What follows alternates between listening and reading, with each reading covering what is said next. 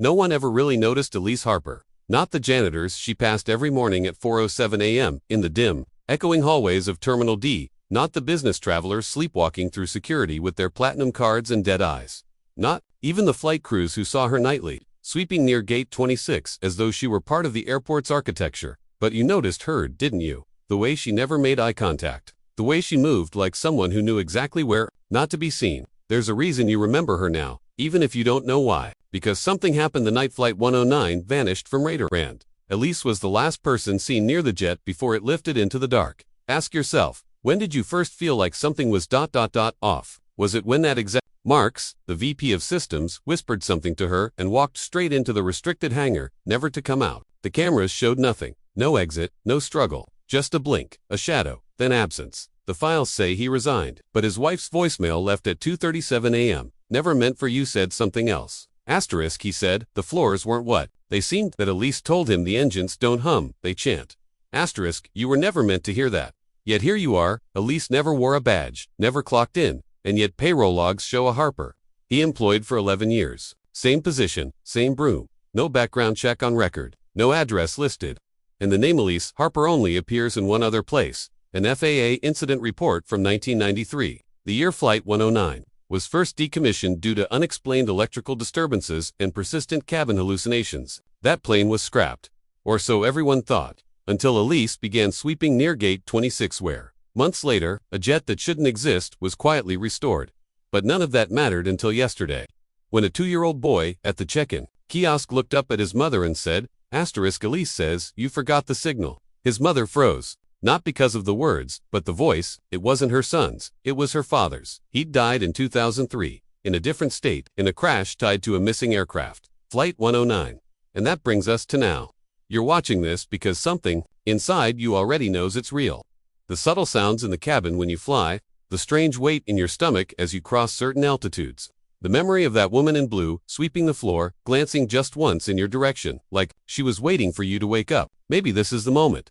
Because last night, Elise Harper walked into the cockpit of Flight 109. No one stopped her. No one asked who she was.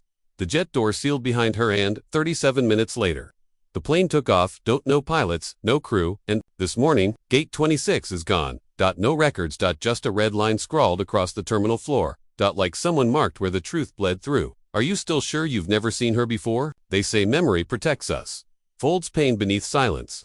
Softens the jagged corners of things we couldn't survive otherwise. But what if memory isn't a shield? What if it's a lock? When the footage ended what little there was, you probably felt it. That momentary drop in your stomach, like stepping off a curb you thought was solid. A woman with no flight clearance entered the cockpit of a ghost plane. And then, nothing. No manifest, no flight log, just static where the security feed should have been hum on loop. The kind you don't notice until you hear it in your dreams. And then, the worst part, you remember seeing it. You remember the way she looked back at the gate before the hatch closed. You remember her eyes. But now, when you try to describe them, you can't. Colorless, or maybe too many colors at once. It slips away the harder you focus. Like every dream you've ever had that made your teeth ache when you woke up, the airline issued a statement. No such flight occurred. News stations didn't pick it up. A few Reddit threads bloomed. For half a day before mods locked them, one post still lingers, archived in a broken corner of the web. Greater than asterisk, she looked at me like I was the last to understand. Like I was the only one still pretending not to see what we'd all done. Asterisk, you read that post last night. Or maybe it was a week ago, you're not sure anymore. You barely remember how you found this file in the first place. All you know is, since then, the recordings in your phone keep rearranging themselves. A voicemail from your sister long deleted now plays as white noise under a new file titled Eli_26. Why? You didn't name it that. You never even opened the voice memos app. There's a sound in the file. 17 seconds in. You thought it was static at first, but you played it again. Slowed it down. It's a voice. It says your name. And then, asterisk, you were there.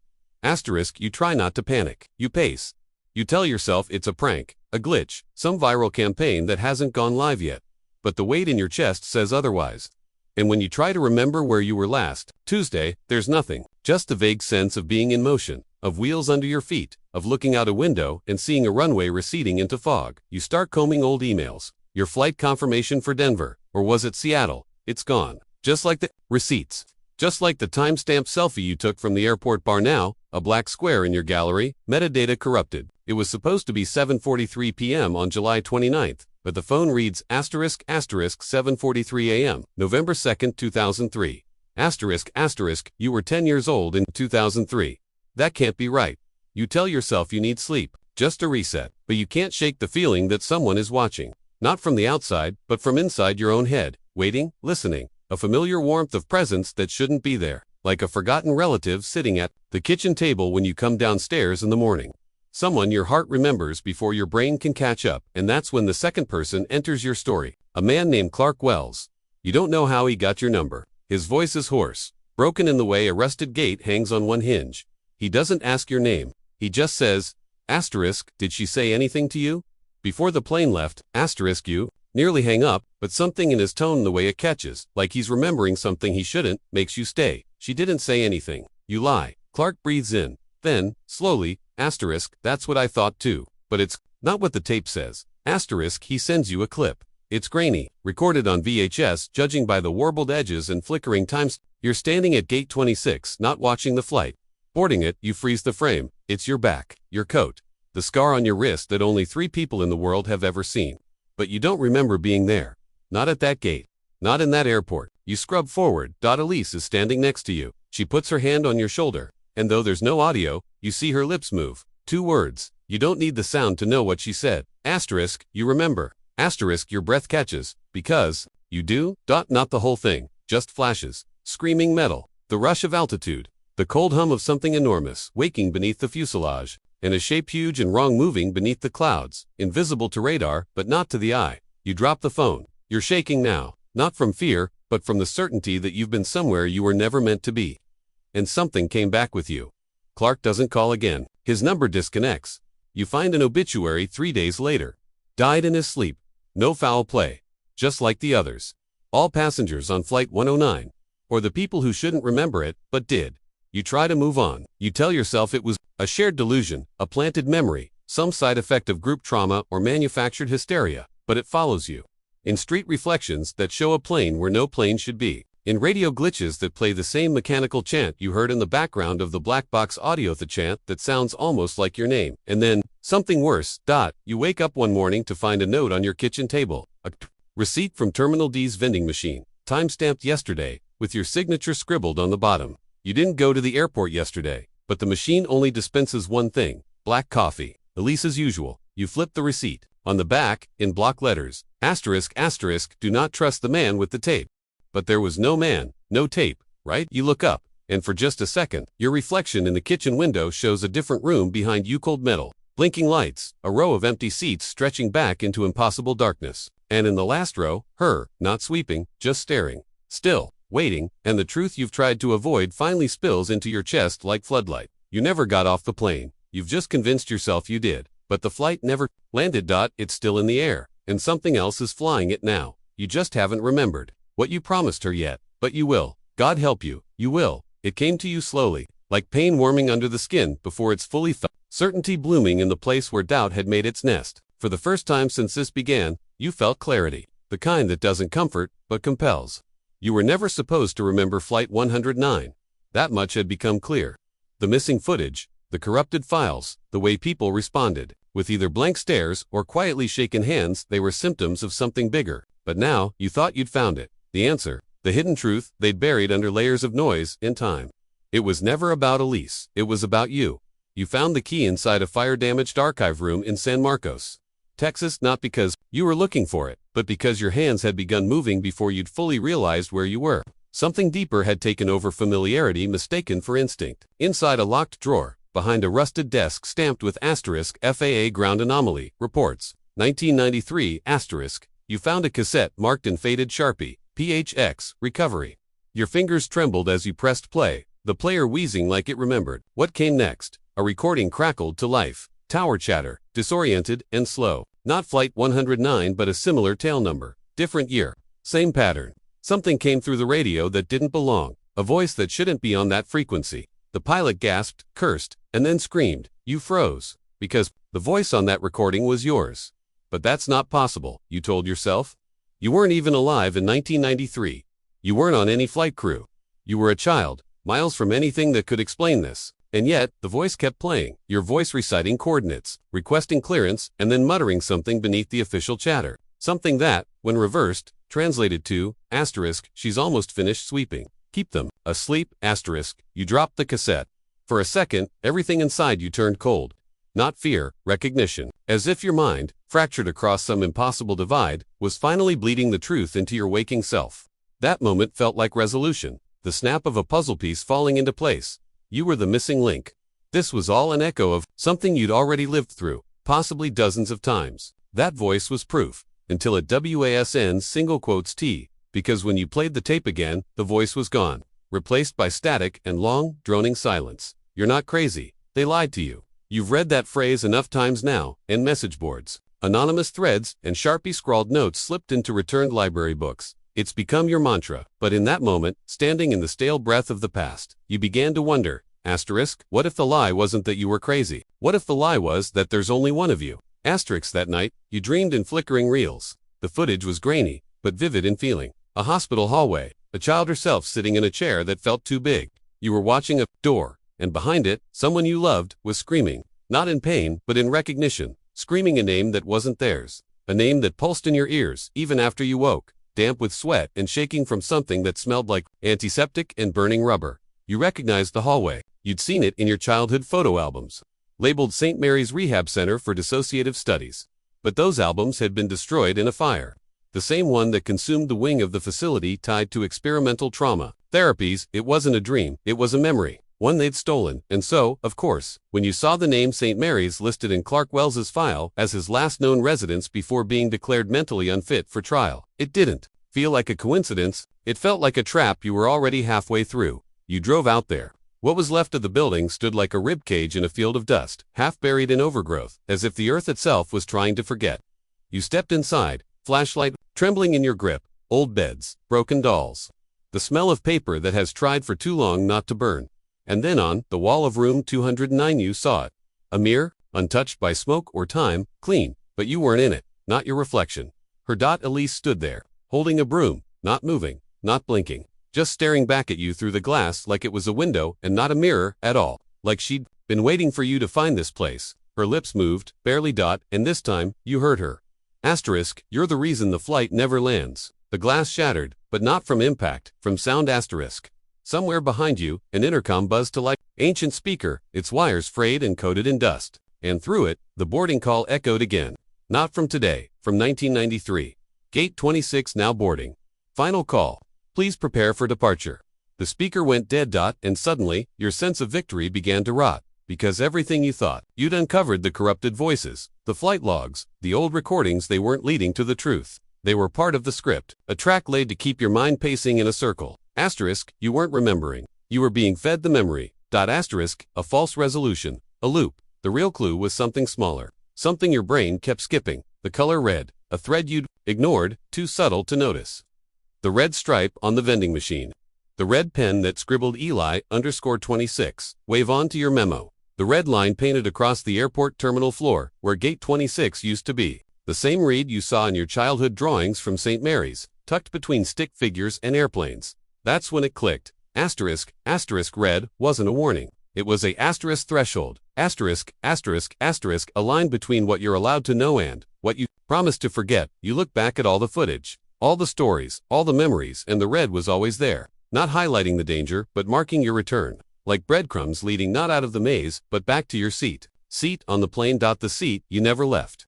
Because the one thing you haven't remembered, the one thing that makes your stomach curl with nausea every time it starts to surface, is what you saw through the window on ascent. Not sky, not clouds, but something beneath them, moving, watching. Not a being, a presence, older than flight, older than memory, and it knows you're remembering. Which is why, just before the chapter ends, your screen flickers, the audio and for exactly one frame faster than your eyes can process, but slow enough for your brain to register, you see the final truth. You're not watching this story, you're replaying it. And if you freeze the video at exactly 26 minutes and 9 seconds, you'll see yourself sitting, seatbelt fastened, staring straight ahead, and just behind you, Elise, sweeping the aisle, smiling, because now you've remembered too much, and the flight is finally ready to land. You weren't the only one who saw it. The moment you began piecing it together, reconstructing broken audio, cross-referencing names you weren't supposed to remember, decoding timestamps from footage that technically doesn't exist, they noticed. Not the officials, not the airline, Not the sleepwalking passengers still pretending to be human. The others, the ones who've been watching this story from behind mirrors that don't reflect properly, from under floors that groan even when no one walks across them. They never spoke, not directly. They left things fragments scattered across the world, like clues in a story that already ended. And the closer you get to the truth, the more visible their fingerprints become. A scratched symbol on a bathroom stall in a rest stop off I-70 in Colorado. A book in a used store in Binghamton with a receipt tucked inside. One you recognize from your own pocket but never remember buying. A voicemail from a disconnected number that whispers, *gate 26. Never existed. You board it anyway. Asterisk, and then proof, not just of your unraveling memory, but of the others who've been where you are now. It started when your emails stopped syncing, only to flood in at 2:26 a.m. exactly 12 drafts. Sent from your own account, but written in someone else's cadence. All unsigned, all identical subject lines. ***, stay seated. ***, each message open to a single frame of security footage. A different airport, a different decade, the same woman sweeping, and in the background of every one, you slightly older, slightly younger. The same posture, the same vacancy behind the eyes, the same ticket in hand. It wasn't just your story. It never was. People have seen you, people you've never met, and they've written about it. Journal entries found in state hospitals from patients long pronounced missing, blogs with 0 views, podcasts that vanish hours after posting. You're the constant. Their stories differ, but always orbit the same event. ***, an unexplained disappearance. Tied to a flight that no longer shows in the system. Connected by symbols they drew in margins when they couldn't remember what they were writing about. ***, one symbol repeats, a triangle with no base, an open gate. You've begun seeing it everywhere. Scratched into metal seatbacks, painted in ashes beneath bridges. A woman in a hoodie drew it in the air as you passed her on the subway, never breaking eye contact. She whispered a number, *260 9. The time code again. The moment everything broke the first time, or maybe the last time. You're not sure anymore if time here runs straight or coils in on itself. And then came the dreams. Not just yours, others have them too. You connected with them on deep web forums that blink in and out of existence like static read and channel feeds. There are no usernames, just coordinates and timestamps. Everyone describes the same sequence, walking down a narrow jetway that stretches too long, longer than physics should allow. The light flickers overhead, not in a rhythm, but like it's breathing, and at the end, at least stands not sweeping anymore, but holding a flight attendant's uniform out like she's offering it to you. The dream always ends the same. You look down at your hands, and you're already wearing it. No one knows what happens after that. No one wakes up the same dot, and then something shifted. Someone contacted you directly, not through dreams, not through corrupted files. A letter, typed on a typewriter, folded into an envelope without postage, slipped under your apartment door, despite your building having no front desk. The paper was stiff, yellowed, and bore the same symbol at the top in deep, black ink. Greater than you're asking the wrong questions. Greater than it's not, where does the flight go? It's when did you agree to board, *, you were right all along. That's why they chose you, *, greater than others tried. Most broke, some forgot, a few finished. But you remember, and so we are watching you now. Greater than look for the mirror in gate 14, greater than that's where it always begins again. You drove through the night, didn't you? Searching airports with decommissioned terminals. Asking questions no one wants to hear out loud. You found gate 14 abandoned, torn down, after a minor fire in 2003. A local custodian, maybe too old to care about NDAs, told you a story. Said he found a mirror once, hanging on a wall that hadn't been built yet. Covered in fingerprints. Looked like someone inside it had been trying to get out, he said, shaking. I never looked in again. And now you're starting to see the cracks in your own reflection. One eye dilates faster than the other. A small scar appears, on your collarbone in the mirror, but not on your skin. You laugh before the mirror does. You've stopped trusting your image. And maybe that's the point, because that's when the third voice enters. You don't know if it's real. You don't know if it's yours. It comes not through speakers, but inside dreams, within dreams, where you wake up and find yourself watching the security footage you recorded. Only now you're in both the camera feed and behind the camera. The voice doesn't claim to know what the force behind this is. It doesn't name names, but it tells you something simple, something horrible in its intimacy. Greater than you were the observer first, you volunteered. Don't you remember? Watching was the only way to keep it contained, but you looked too long. Greater than, now it's watching back, and that's what shatters the illusion of discovery. That's what kills the false sense of investigation. You were never uncovering anything. You were recovering pieces of yourself. Repetition doesn't equal revelation. You've walked this path before, perhaps hundreds of times, but the story changes only when you stop believing it's your story alone. The others have always been here. A network of fractured minds, waking up inside the simulation only to be pulled back under by jobs, bills, digital noise. But they've left things for you. Hidden in plain sight, train tickets that never scan. Airport restrooms with lights that flicker in perfect Morse code. News. Reports of weather anomalies tied to ground crews going silent mid-shift. Every detail exists like a note in a larger symphony designed to keep you disoriented just long enough. And that triangle with no base, it's not a symbol, it's a keyhole, one meant to be seen by those ready to remember. You draw it, don't you, when you're not thinking, when you're on hold, when you're distracted, your hand moves on its own. You thought it was doodling. It was reciting, because this isn't just a memory, it's a ritual, and it's been waiting for you to complete it. You reach the end of the newest footage.